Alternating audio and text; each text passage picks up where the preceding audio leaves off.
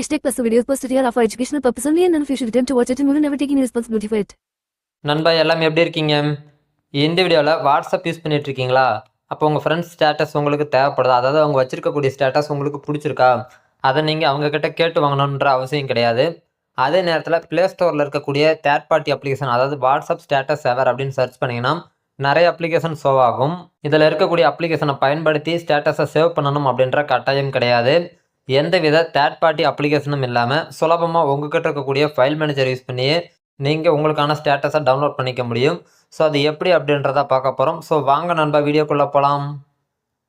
This video sponsored by பைமோட். நாம் ரெகுலராக பயன்படுத்தக்கூடிய அனைத்து விதமான வீட்டு உபயோகப் பொருட்களையும் வீட்டில் இருந்தபடியே வாங்கிக்கலாம், எந்தவித கூடுதல் கட்டணமும் இல்லாமல். இந்த ஆப் நம்ம ப்ளே ஸ்டோரில் அவைலபிளாக இருக்குது, ட்ரை பண்ணி பாருங்கள். லிங்க் கீழே டிஸ்கிரிப்ஷனில் கொடுத்துருக்கேன். நண்பா என்கிட்ட இருக்கக்கூடிய வாட்ஸ்அப்பை நான் இப்போ ஓப்பன் பண்ணிக்கிறேன். இதில் ஸ்டேட்டஸ் அப்படின்ற செக்ஷனில் வந்துடுறேன்.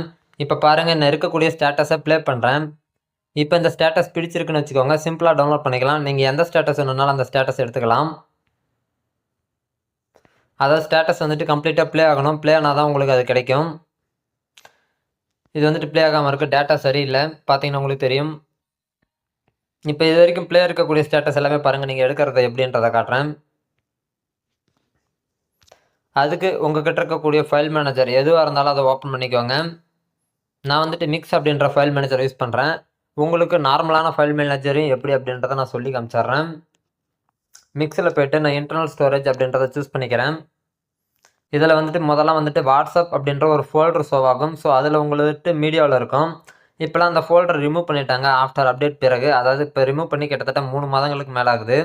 ஸோ இப்போ எப்படி டவுன்லோட் பண்ணுறது அப்படின்னா, ஆண்ட்ராய்டு அப்படின்ற ஃபோல்டர் சூஸ் பண்ணிக்கோங்க. இதில் மீடியா அப்படின்றத சூஸ் பண்ணிக்கோங்க. இதில் பாருங்கள், வாட்ஸ்அப் எந்த வாட்ஸ்அப் யூஸ் பண்ணுறீங்களோ அதை ஓகே பண்ணுங்கள். இதில் அக்கௌண்ட் அப்படின்றத கிளிக் பண்ணிங்கன்னா நீங்கள் எத்தனை அக்கௌண்ட் யூஸ் பண்ணுறீங்களோ அங்கே இங்கே ஷோ ஆகும்.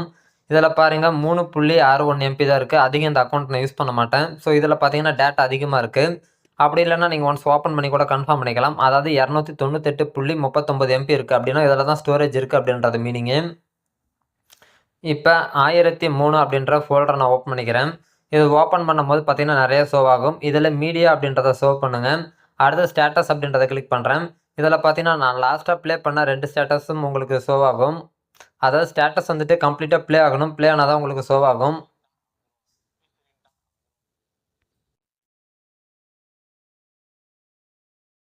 கம்ப்ளீட்டாக ப்ளே ஆகலை அப்படின்ற பட்சத்தில் ஸ்டேட்டஸ் சேவ் ஆகாது. இப்போ கரண்ட்டில் 2 இருக்கிறத பார்த்துருக்கீங்க. இப்போ கூடுதலாக ஒன்று நான் ப்ளே பண்ணி கூட உங்களுக்கு அப்டேட் பண்ணி காட்டுறேன்.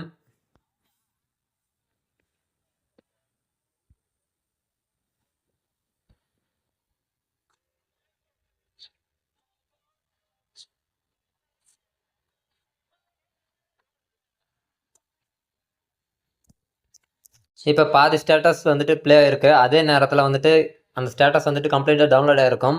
ஸோ இந்த நேரத்தில் எப்படி இருக்குன்றதை செக் பண்ணிவிடுவோம். பாருங்கள், இப்போ நமக்கு அப்டேட் ஆகிடுச்சு.